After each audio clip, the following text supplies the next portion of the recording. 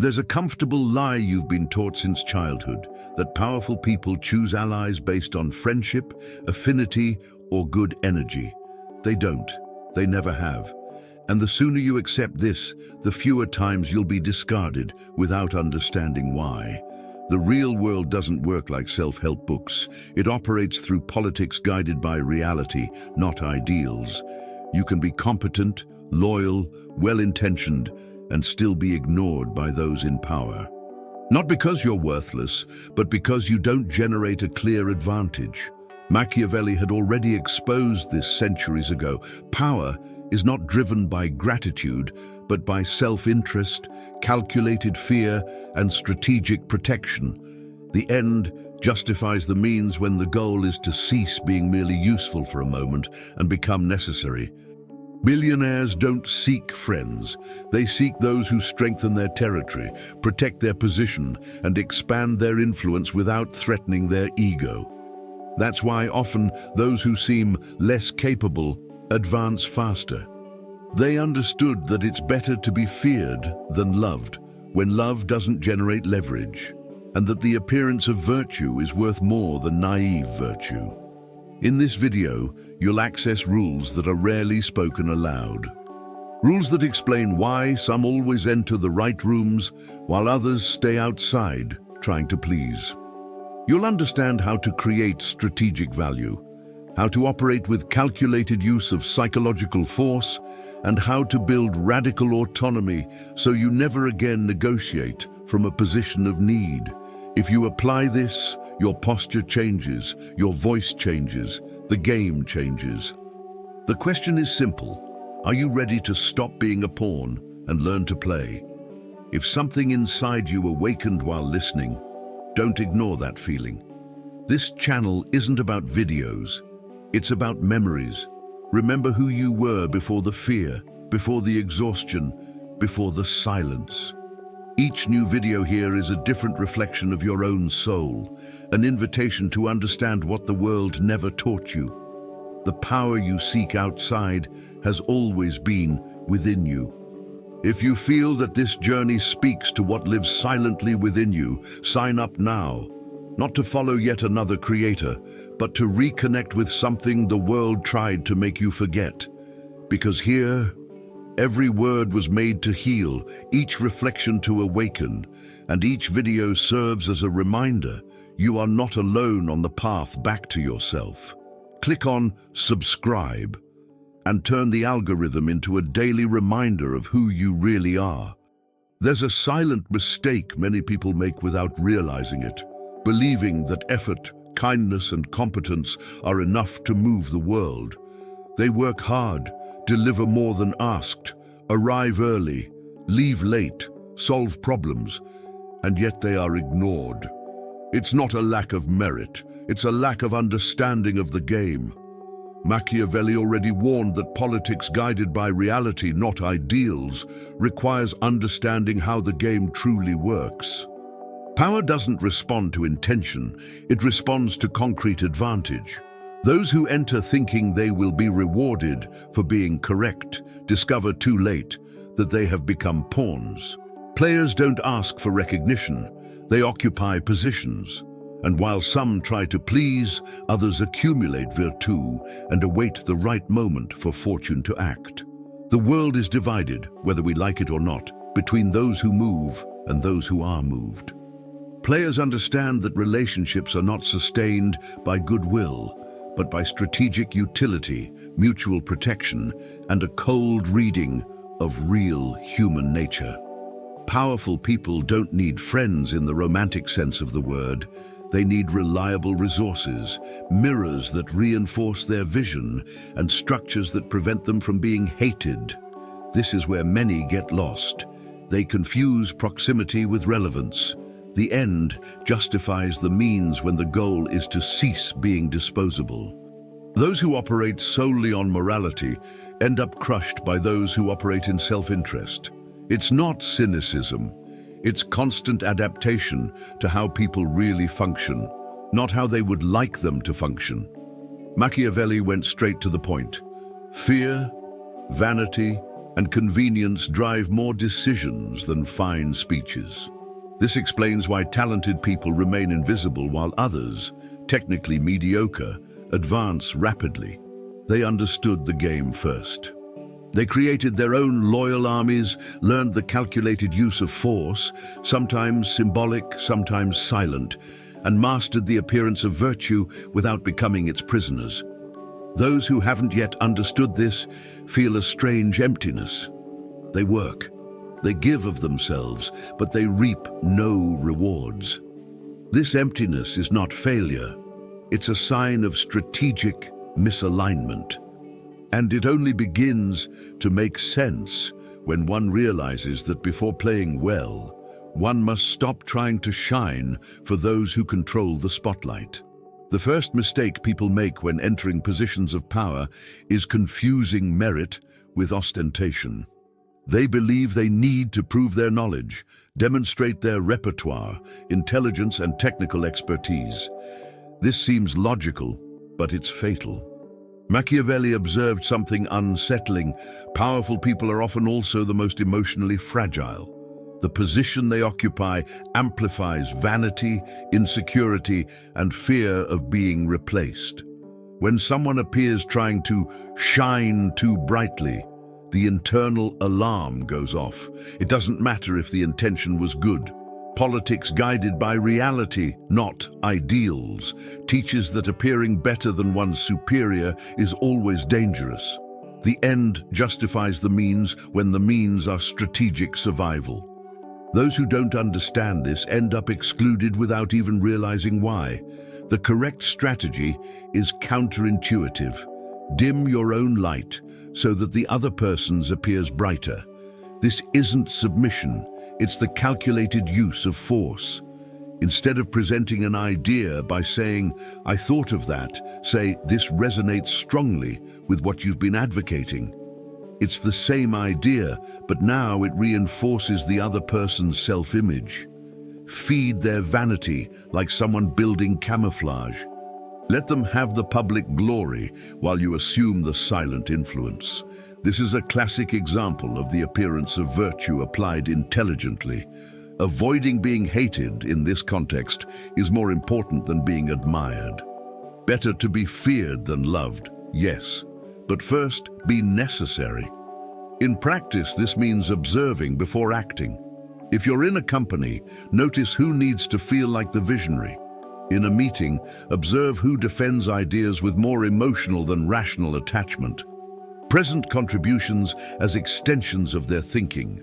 This is how you build virtue without provoking resistance from fortune. Experienced players know that the ego of others can be both a trap and a bridge. By mastering this reading based on real human nature, you stop competing head-on and start operating through indirect influence. And when someone believes they won alone, they rarely realize who really moved the pieces. But this is only the surface, because even those who seem too discreet can become predictable, and predictability, as you will see, is another type of weakness. A predictable man is a controllable man, and this is one of the truths most ignored by those who still believe that total transparency generates trust. In practice, it creates leverage against you. When people know exactly what you want, they also know how to delay, bargain, or exploit that desire. Machiavelli saw this clearly when defending decisions based on real human nature, not on moral idealizations. Politics guided by reality, not by ideals, requires understanding that exposed intention becomes strategic weakness. The end justifies the means when the means is to preserve room for maneuver. Players don't over-explain themselves. They observe, test the waters, and say only what is necessary. Hiding intentions doesn't mean lying all the time. It means talking about everything except the ultimate goal. Instead of declaring ambition, talk about the process. Instead of revealing the plan, discuss generic possibilities. Mystery creates attraction because it activates curiosity and respect. Powerful people deal with flatterers and beggars daily. It's rare to find someone who doesn't need to prove anything. Be friendly, polite, even warm, but keep your ambition locked away. This posture builds an appearance of virtue while protecting your real strategy. Avoiding being hated often means not appearing threatening too early. Virtue is also about knowing when to wait for fortune to ripen. In practice, this translates into small choices. If someone asks, "What is your ultimate goal?" answer with something functional, not revealing. To better understand the environment, to create good partnerships, to deliver consistent value. All true and nothing complete. In negotiations, never reveal urgency. Urgency kills power. In professional environments, let people discover your value gradually. The less they know about your motives, the more freedom you have to adapt. This constant adaptability creates a silent advantage. You can change course without giving explanations. But concealing intentions is not enough if you still expect people to act out of kindness, and that's where many stumble by confusing mercy with strategy. Herein lies the classic mistake of so-called strategic good guys, believing that gratitude, moral loyalty, or good intentions generate lasting commitment. They don't. In the real world, mercy is perceived as a cost, not a value. Machiavelli was brutally honest in showing that decisions based on real human nature ignore moral discourses and respond only to self-interest. Politics guided by reality, not ideals, requires accepting that no one is constantly driven by altruism. The end justifies the means when the means means ceasing to beg for recognition. Players don't ask for favors, they become necessary. It's better to be feared than loved when love doesn't come with functional dependence. The correct strategy is simple, but it requires emotional maturity. Stop appealing to how much you've done and start talking about what you solve. Instead of saying, "I helped you when you needed it," say, even indirectly, "I am the solution to a problem you can't ignore." Offer transactions disguised as alliances. This preserves the appearance of virtue and avoids being hated, because nobody likes to feel morally indebted. Powerful people respect those who alleviate pain, not those who demand gratitude. Virtue here is seeing where the other person bleeds and positioning oneself as a healer. In practice, this requires silent investigation. Observe, what does this person desperately need? Time, trust, results, political protection. A simple example, if someone hates dealing with difficult clients, become excellent at it. If a manager fears numbers, master metrics. If an entrepreneur suffers from public exposure, solve behind-the-scenes problems. Create your own loyal armies around your specific expertise. When you become indispensable, the bond ceases to be emotional and becomes structural. Self-interest is the only universally understood language, and understanding it opens doors that moralism never opened. But even when necessary, those who are always present end up losing value. And this leads to the next trap. There is a direct relationship between over-availability and loss of value, and it's stronger than most people imagine.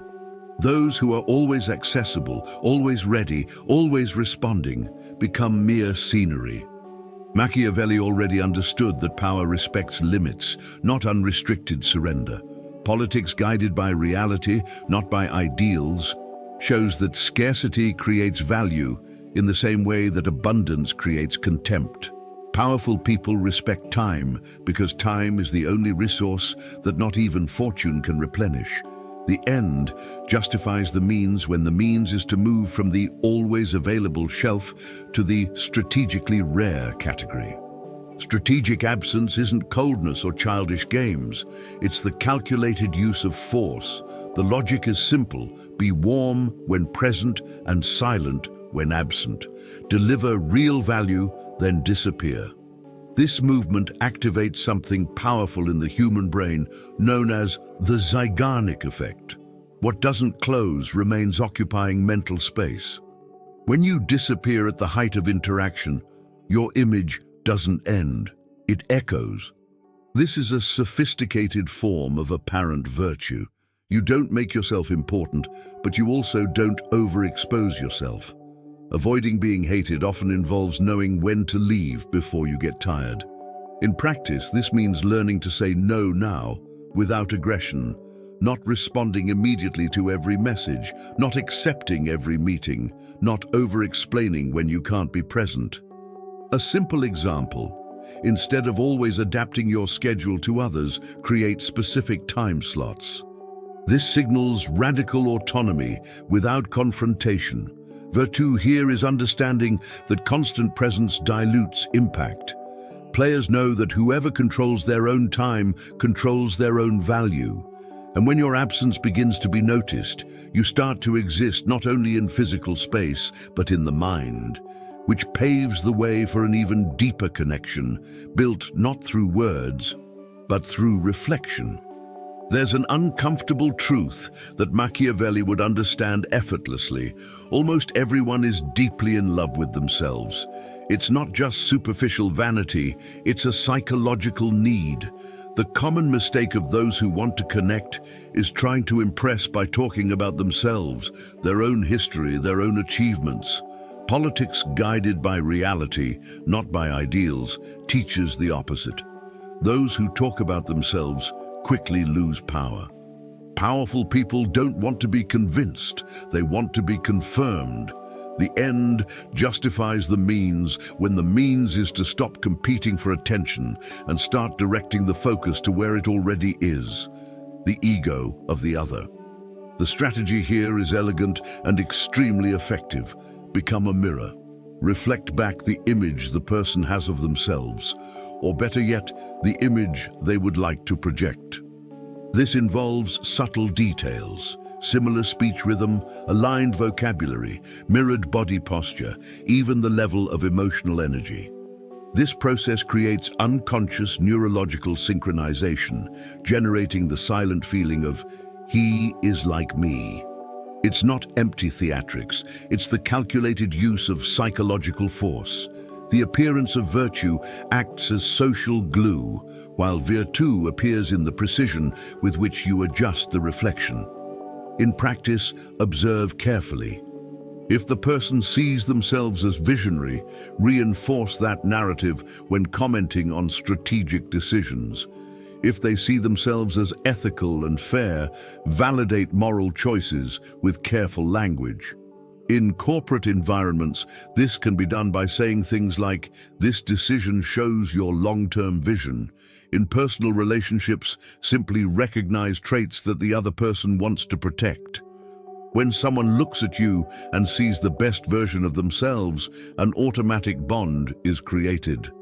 Avoiding being hated involves never directly confronting the other person's self-image. But be careful. Reflecting without discernment can turn into flattery, and that dissolves power as quickly as excessive exposure. That's why information, well balanced, becomes the next currency. In the modern world, brute force has given way to something much more silent, well-positioned information. Machiavelli would understand this easily because the principle is the same. Whoever controls the flow controls the game. Powerful people live surrounded by applause, doctored reports, and filtered speeches. Isolation grows along with status. Politics, guided by reality, not by ideals, teaches that truth rarely reaches the top on its own. The end justifies the means when the means is to become indispensable as a reliable channel. Whoever brings real information gains power. Whoever brings gossip loses credibility. The strategy here isn't to talk too much, but to listen better than everyone else. Be an intellectual spy, not an anxious gossip. Observe trends, noises, mood swings in the environment, signals that go unnoticed. Then, deliver this information cleanly, objectively, without drama. This is a calculated use of force. You become eyes and ears without seeming intrusive. An appearance of virtue is essential. You don't denounce, you protect. Avoiding being hated means never appearing to spread chaos. Virtue manifests itself in curation, not in volume. In practice, this can be simple. In a company, notice when a key client is about to leave before it turns into a crisis. In a social group, notice silent alliances forming. Bring the right information at the right time to the right person, but never reveal all your sources. Monopoly of information is what sustains your relevance. If everyone knows what you know, you become disposable. Create your own loyal armies around your privileged access. When someone realizes that only you see certain moves on the board, dependency begins to form, especially when there's a convenient enemy lurking. Few forces unite people as quickly as the feeling of fighting against something in common. Machiavelli understood that fear and contempt are stronger social glues than abstract admiration. Politics guided by reality, not ideals, shows that alliances are born more from opposition than from affinity. Powerful people rarely fully trust someone from the start, but relax when they realize that you see the same problem in the world. The end justifies the means when the means is to create emotional alignment without direct exposure. A common enemy organizes internal chaos and creates immediate meaning. The strategy isn't to invent conflicts, but to identify what the other person already despises. It could be the mediocrity of the industry, the incompetence of competitors, the slowness of systems, the hypocrisy of certain discourses. Validate this frustration intelligently. It's amazing how little this market accepts. This type of phrase doesn't attack people directly, but builds an implicit "we," calculated use of emotional force. An appearance of virtue is maintained because you don't present yourself as an aggressor, only as someone lucid. Avoiding being hated involves never appearing resentful, only aware. In practice, this creates an almost tribal dynamic, us against the world. In professional environments, it can mean aligning oneself against inefficient practices. In strategic relationships, it can be a value that both believe is being corrupted. This symbolic trench forges deep loyalty because it activates mutual protection. Virtue here is knowing when to stop before it becomes toxic complicity. Players know that a useful enemy is a bridge, not a prison. When used well, it prepares the ground for something even more powerful, entering the fantasy that the other has about who they believe themselves to be. Every powerful person lives within a silent fantasy about who they believe themselves to be, or who they desperately want to appear to be. Machiavelli knew that governing men is less about facts and more about internal images. Politics guided by reality, not ideals, requires seeing beyond the position, the money, or the status. A tough CEO often sees himself as a responsible father. An aggressive leader imagines himself as a misunderstood visionary. A cold investor fantasizes about being a guardian of order. The end justifies the means when the means is to sustain this narrative without confronting it. Whoever attacks the fantasy becomes a threat. Whoever sustains it becomes an ally. The strategy here is not to flatter, but to occupy the right complementary role. If the person wants to be seen as a wise teacher, you assume the posture of an attentive student who asks good questions and applies them quickly. If they want to be king, you position yourself as a loyal knight, not as another contender for the throne. This is a calculated use of symbolic power. The appearance of virtue is maintained because you don't compete for the spotlight. Avoiding being hated involves never exposing the distance between fantasy and reality. Virtue is adapting to the psychological theater without losing your own center. In practice, observe how the person tells their own story. Which episodes do they repeat?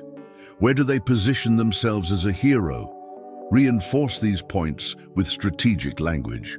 In professional environments, this can be done by highlighting courageous or protective decisions they have made. In personal relationships, simply recognize the role they are trying to embody. When you become the support that sustains the other person's self-image, a silent emotional dependence is created. But sustaining too much fantasy requires balance, because an excess of poorly managed emotion destroys alliances. And that's why the next step is to master something even rarer: absolute emotional stability. Powerful people live under constant pressure, and pressure reveals what speeches hide.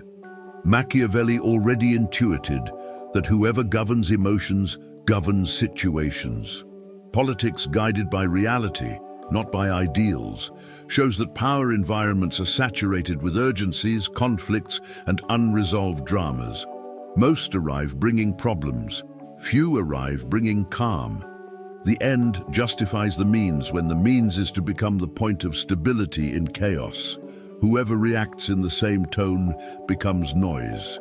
Whoever slows down when everyone else speeds up assumes the invisible center of the chessboard.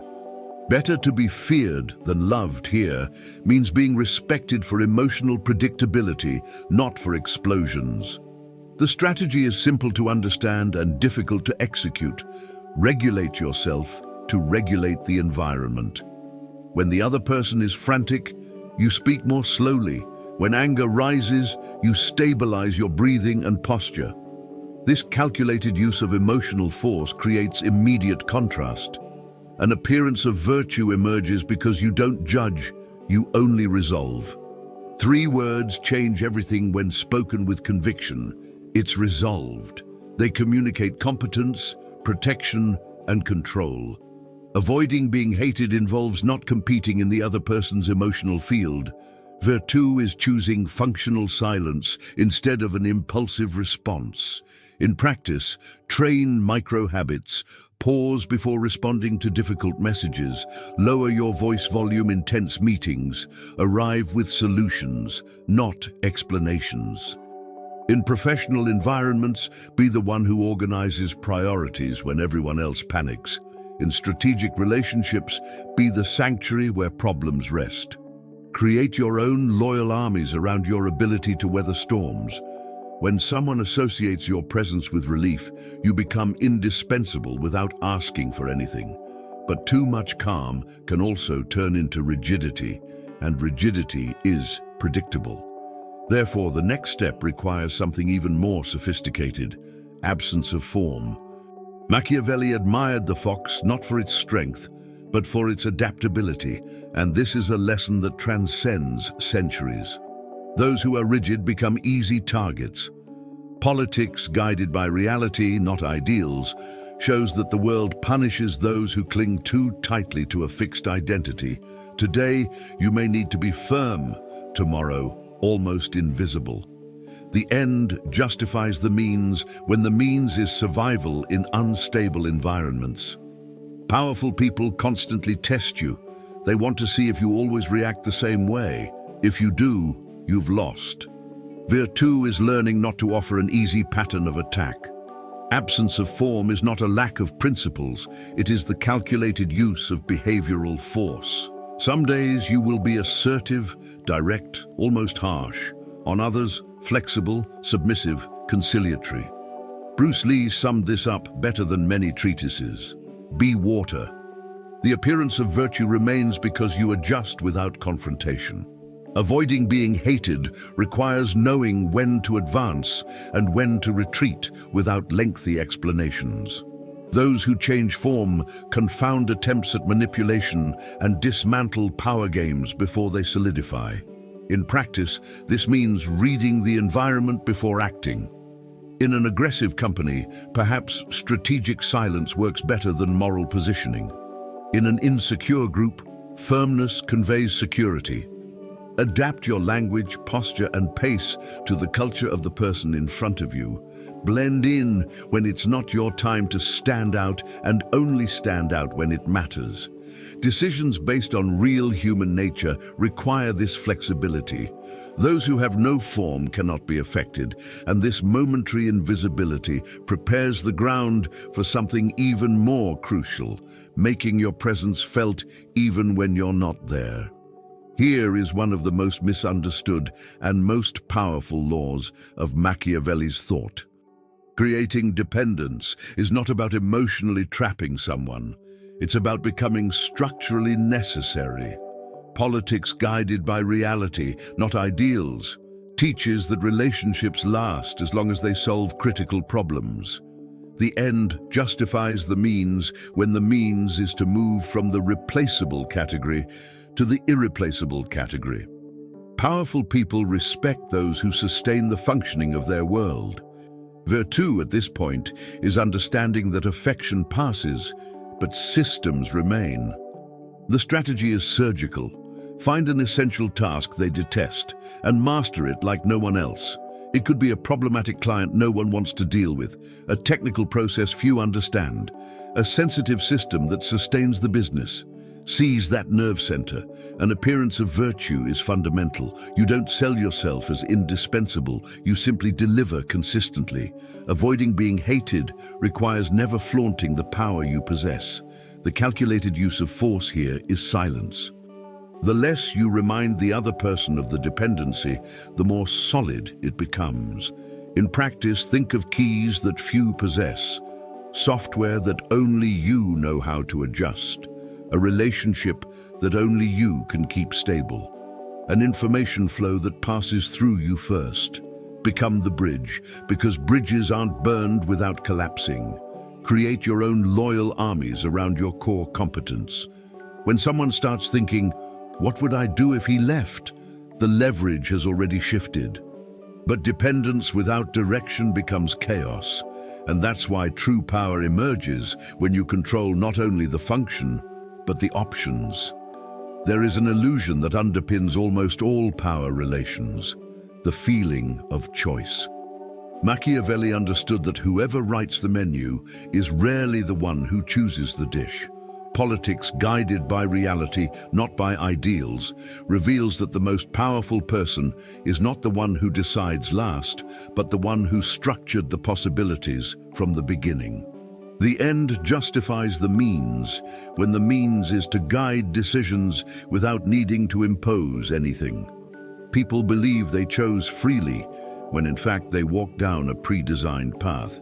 The strategy here requires sophistication. Never offer endless options. This breeds paralysis and insecurity.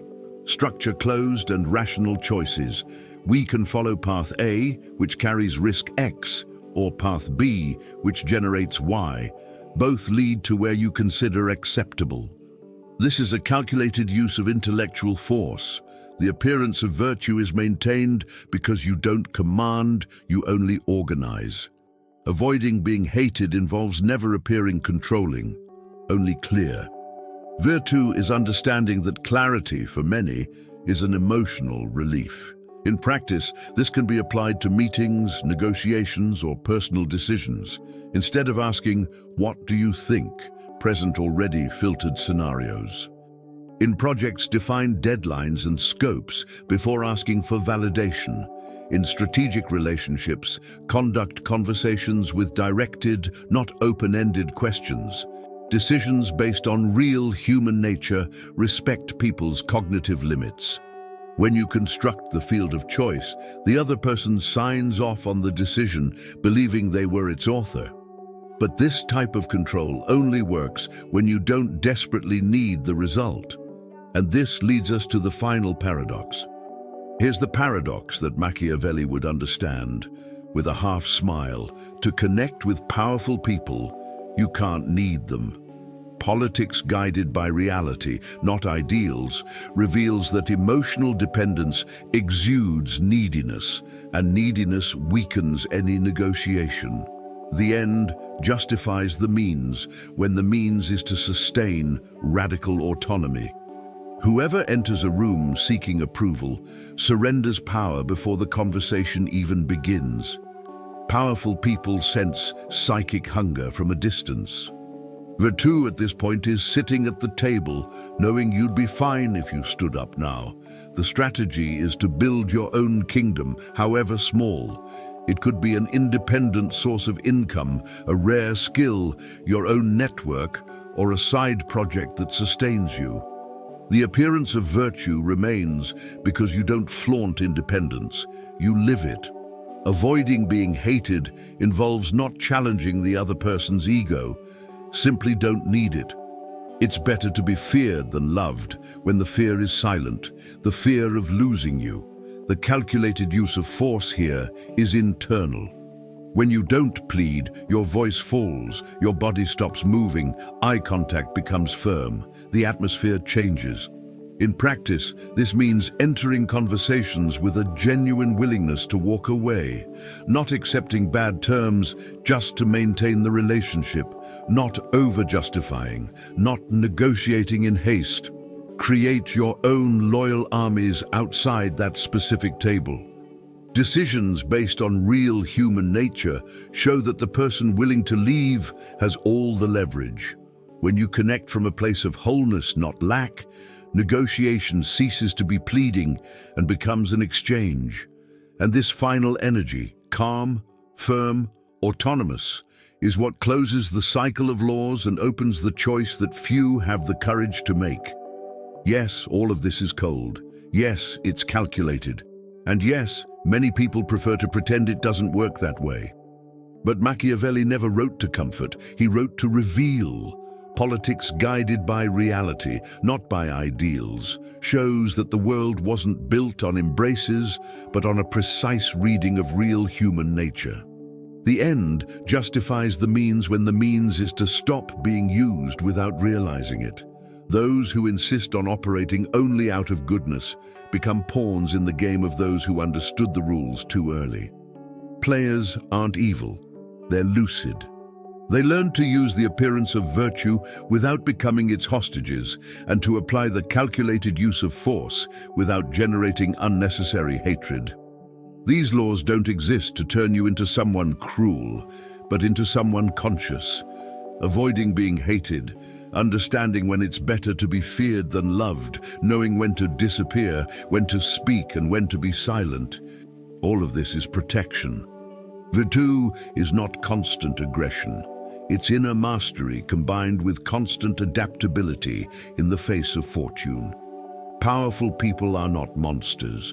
They are individuals who have learned to speak to human shadows, not just social masks. They understand that self-interest, vanity, and fear coexist with noble discourse, and they act accordingly. Ultimately, the choice is personal and non-transferable. To remain innocent, waiting for spontaneous recognition, or to silently take control of one's own position, to create one's own loyal armies, to build radical autonomy and stop being a spectator of one's own life. These 13 laws are not chains, they are keys. Psychological mastery doesn't happen by chance. It's daily practice made up of small, invisible adjustments.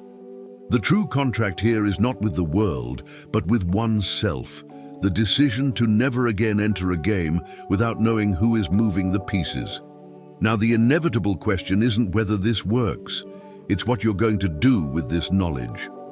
How many times have you entered relationships, environments, or negotiations expecting recognition and left empty-handed? How many times have you tried to be understood when you should have been strategic? Machiavelli didn't write to create tyrants, but to awaken sleeping players. Politics guided by reality, not ideals, demands the courage to abandon comfortable innocence. The end justifies the means when the means means ceasing to live on autopilot and taking control of one's own position. These laws only have value when applied.